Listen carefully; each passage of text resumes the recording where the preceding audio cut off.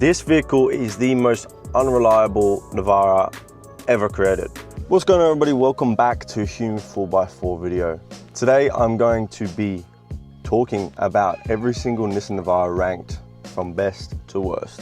So the way I'm going to do this is I'm going to talk a little bit about which Navaras were released to Australia, and then I'm going to do a tier list system and essentially ranking every single video from best to worst. Sorry, every single car from best to worst, in my opinion, that was released to Australia. So if you're in America, it might be called something else like Frontier or something like that. I don't really know. But essentially, we're going to be talking about D21, D22, D40, and D23, which is the current car. Okay, so I've split this up into three sections. I've split it up to in reliability, features, and also modifications, which basically means aftermarket support. Features, just talking about electronic features, but also like, you know, diff lock or anything like that, mechanical extras it might have. So that's how we're going to do it. Let's start off with modifications in terms of support systems. So we've got heaps of support, some support, rare to find parts, and non-existent. Okay, so the first car we're going to talk about is D21. Nissan know-how. Second car on the list is a D22. This came in several different variants. You had a ZD30 variant, you had a 3.3 litre variant, which was petrol, and then you also had a YD25 2.5 litre common rail diesel variant as well.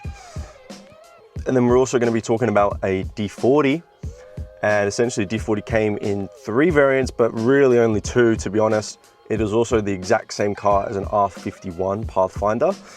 So the D40 came in a 2.5 litre turbo diesel YD25 engine, and then it also came in a V6 turbo as well. So I think that's a VQ40, something like that. And essentially that's the better, more powerful motor. The final car that we're going to be talking about is the current D23. The current D23 actually came in two motors to Australian shores. One is super rare that you'll never find. It's a QR engine out of an X-Trail. On the two-wheel drives, I think they came in early series, but the main one is a YS23 2.3 litre twin turbo. These also came in a single turbo in the early series. I believe they're all currently released as a twin turbo variant. So those are the four cars that we're going to be ranking today. So we're going to be starting off with modifications. This basically just means aftermarket support available to these cars that I'm going to talk about. The first car is D21, which I'm going to put in non-existent purely because of the age. These were released in the 80s, I think. And look, they're a good, strong truck, but they're just really non-existent, and to find parts, they're going to be really hard and probably really pricey as well. I would say a good restoration project, although the TD27 I think has a variant in this car. Essentially very good motor, very bulletproof. Everyone knows about the TDs and Patrols, so it comes from the same family tree. But again, I'm just putting it in non-existent for modification wise, just due to the age of support. It's going to be all custom jobs really. The next car I'm going to be putting in here for heaps of support is going to be the current D23, simply because it's a modern day vehicle. Everyone's making modifications for them. Although one thing I will say about the D23s is that every series up to Series 5 has good support, but Series 5 is lacking a little bit in terms of aftermarket support. For example, my bull bar had to get custom ordered. Well, not custom ordered, but like back ordered. And the same with my roof rack and a few other bits and bobs, just because it's facelifted. Next car is the D40, which personally I had one. Lots of support. You know, you've got pretty much mods. You could do anything to them. Lots of different forum support as well, which is really important for you know, if you've got a car that you want to upgrade and stuff like that. So yeah, D40s definitely have some support as well. And in the same category, I'm going to be putting the D22s. Again, I owned one of these vehicles. I had a ZD30 and there wasn't as much aftermarket support as the D22 YD25, but in saying that, there is still a lot of support, aftermarket accessories and everything like that, and tunable. The YDs are more tunable, but the ZDs you can still get a reflash ECU, which is what I did on my car.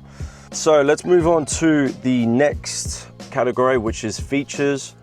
Again, I'm going to be putting the D21 in the no features ranking purely because of the age, and inside there is literally no features. It was what you expect. It's a 1980s, 90s vehicle. I'm going to be putting D22 in the basic. Now, if anyone that's driven a D22 knows that it is pretty basic. You don't really have that much good interior. Like, the interior is pretty old and outdated, to be fair. The D30 variant, although it's pretty much the same as the YD, there's a few little differences in terms of the YD had a dual battery from factory. The ZD30 did not. ZD30 was also non-intercooled turbo diesel, which is a bit of a iffy, decision from Nissan. But yeah, just in terms of features for the D22, they are pretty basic. Don't expect nice seats, nice interior. It is an older car. I think they were from 2003 to 2015, maybe 14. The pre-facelift models are even uglier, so I would go with a post-facelift one. That is from 2007 onwards, I believe. That's what mine was, and it was all a facelifted version. Well, I was a little bit stuck as to whether to put the D40 in all the features or good features. The only reason why I didn't put the D40 in all the features is because the D23 has like adaptive cruise control on some models, and it's got heated seats and updated controls and stuff. But a lot of the D40 variants, especially the higher tier ones, do have similar features to the D23, so they're quite close in terms of how modern they feel and stuff. Although personally I hate the D40 interiors, it's again just a personal opinion. D23 obviously has all the features. You've got the LED headlights from the STX onwards.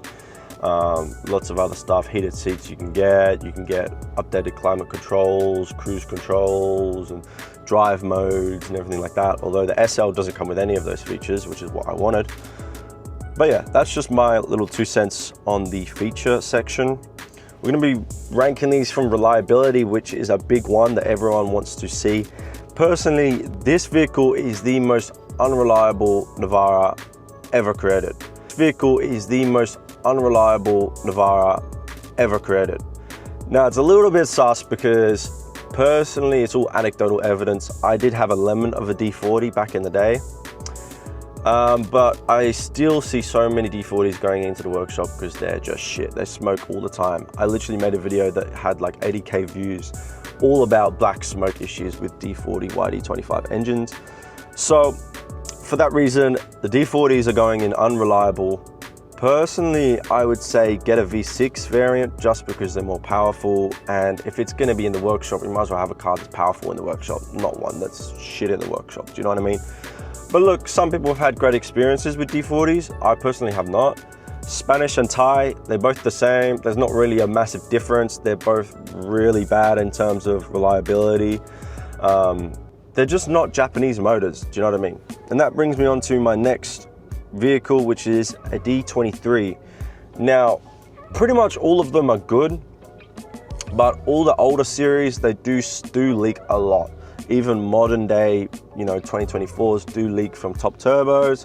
If you guys want a longer video just about D23 issues, I'll make that for you, no problem. Just let me know in the comments below. But for that reason, it is going into the average category. The next one is going to be D22, and this is going to go into the average category.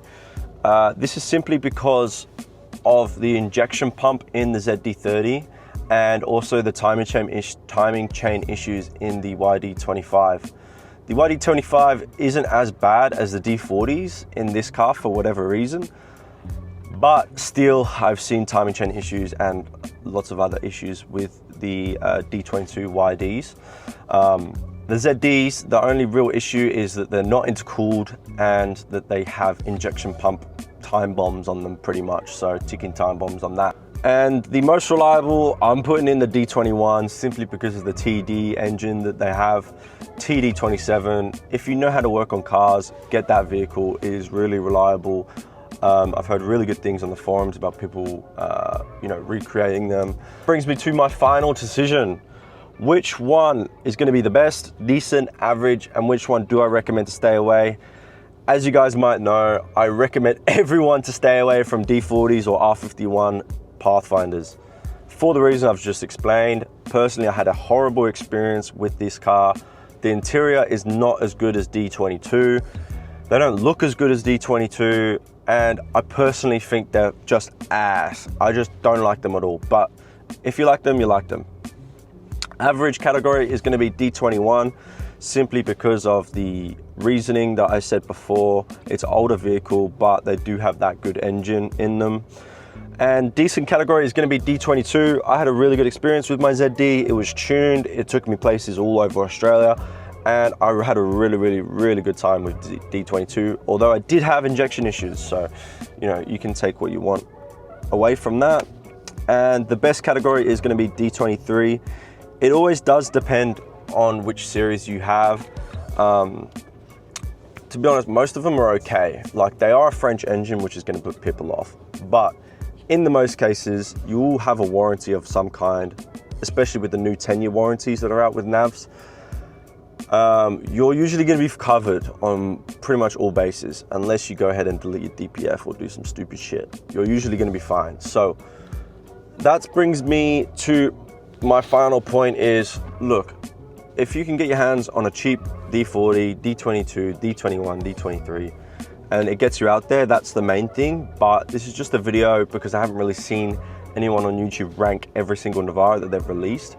This is my personal 2 cents. If you want more information about any of these vehicles, let me know in the comment section. I'll reply to everybody. And once again, hit a like, it really helps the channel out. And I'll see you all later. Peace. Here comes a breakthrough. New Nissan Navara King cabs and dual cabs. Breakthrough workers, breakaway weekenders. Big 2.4-litre petrol or 2.5-litre diesel. 4x4's 5-speed, 4x2's optional auto with electronic overdrive. Standard power steering. Luxury a truck has never had. Muscle this class has never seen, because there's never been a truck like Navara. Nissan know-how.